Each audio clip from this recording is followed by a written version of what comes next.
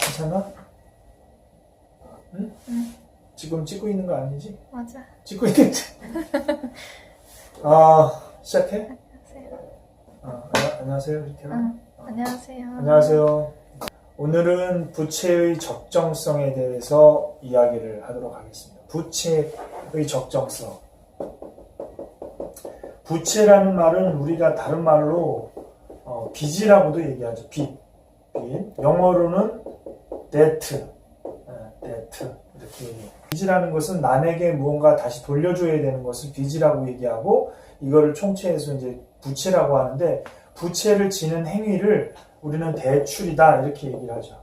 그래서 대출을 영어로 loan이다 이렇게 얘기를 하는데, 그래도 빌린다면 얼마까지 빌리는 게 좋고, 또 지금 현재 대출을 가지고 있다면, 부채를 가지고 있다면 어느 정도까지 가지고 있는 게 그래도 좋은지, 이거에 대한 기준을 알려드리는 그런 시간을 갖도록 하겠습니다.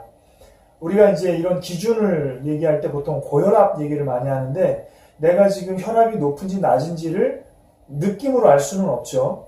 실제로 맥박을 재보거나 청진기로 혈압을 재봤을 때 내가 고혈압이다, 저혈압이다에 따라서 또 약을 복용할 수도 있는 거고, 건강관리나 비만관리를 할 수도 있는 거기 때문에, 그렇게 부채가 어느 정도 선에 들어와야 되는지에 대한 거를 오늘 한번 보도록 하겠습니다. 부채 비율은 총 자산분의 총 부채인 거예요.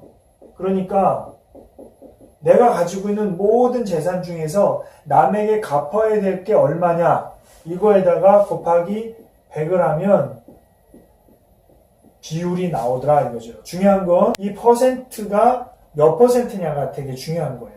이걸 세 가지로 나누는데, A, 이게 0에서 20% 이하면 이 정도면 괜찮은 거예요. 건전한 거예요. 가장 좋은 건 대출을 안 빌리는 거죠. 그래서 이거는 그냥 보통 우리 업계에서 건전하다 이렇게 얘기해요. 건전하다. 두 번째는 20에서 40% 이하일 때는 보통이다 이렇게 얘기해요. 근데 사실은 보통보다는 약간 위험하죠. 위험한 거예요. 빚은 없는 게 제일 좋은 거니까. 마지막으로 제일 안 좋은 게 이제 40%를 초과하는 거예요. 이거는 매우 위험하다 이렇게 얘기해요. 따라서 모든 대출은 20% 안에 들어와야 되고, 그렇지 않으면 나머지를 대출을 빨리 갚아버리는 게 좋다. 자, 요거예요. 중앙일보의 이모 씨가 32살이에요. 이게 실제 사례입니다. 자, 그러면 계산을 한번 해봅시다.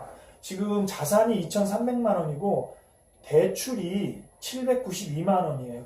자, 부채 비율의 공식은 뭐라고 그랬냐면 자산분의 부채라고 얘기했어요. 곱하기 100이니까 부채가 얼마냐면 792만 원이고 자산이 얼마냐면 2,300만 원이에요. 곱하기 100. 그러면 뭐 계산기 눌러보면 되지. 자, 또 한번 땡길 준비하시고, 자 봅시다.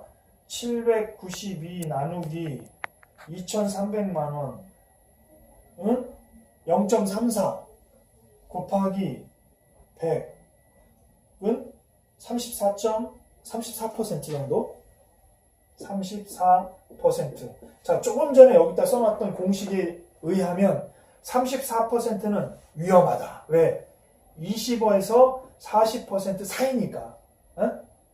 매우 위험한 건 아니야. 위험한 거야. 그러니까 조심은 해야 돼. 더 이상 빚을 지면 안 되는 거야, 이 사람은.